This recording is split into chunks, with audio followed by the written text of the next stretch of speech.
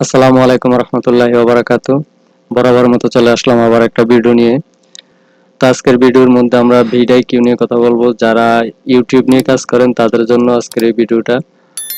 তো চলুন ভিডিওটা শুরু করি। তো আমি আমার ব্রাউজার ওপেন করলাম। আমি ইউটিউবে চলে যাব। ইউটিউবে আসার পরে এখানে দেখেন আমি একটা ভিডিও প্লে করি।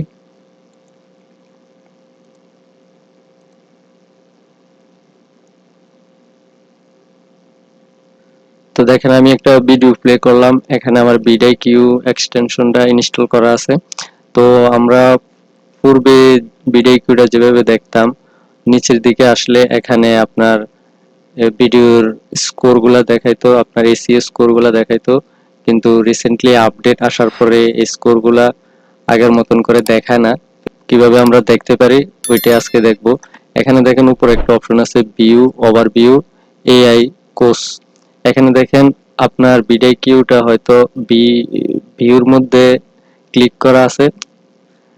আপনার ভিডিআইকিউর অপশনটা ভিউর মধ্যে ক্লিক করা থাকলে আপনি নিচে অপশনগুলো দেখতে পারবেন না। স্কোর যে অপশনগুলো, এই স্কোরগুলো দেখতে পারবেন না। যখন আপনি এখান থেকে ওভারভিউর মধ্যে করে দিবেন, তখন কিন্তু দেখেন আপনার ভিডিওর স্কোরগুলো দেখাইতেছে। এখানে দেখেন এই স্কোরগুলো দেখাইতেছে। আমি মাউসের কার্সারটা এখানে ধরছি, দেখেন দেখাইতেছে। তারপরে নিচের দিকে চ্যানেল ট্যাগ, ভিডিও ট্যাগ এগুলা দেখাইতেছে। তো আপনি ভিডিআইকিউটা এভাবে দেখতে পারেন। ভিডিআইকিউর মাধ্যমে এইভাবে স্কোরগুলা দেখতে পারেন।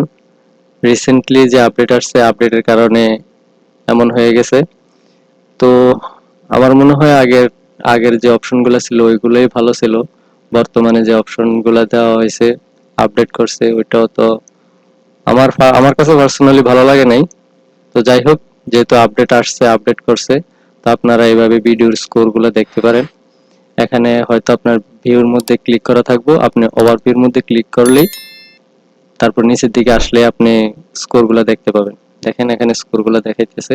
তারপরে চ্যানেল ট্যাগ, ভিডিও ট্যাগ এগুলো দেখাইতেছে। তো আজকের ভিডিওটা এই পর্যন্তই। আবার অন্য কোনো ভিডিওর মধ্যে দেখা হবে।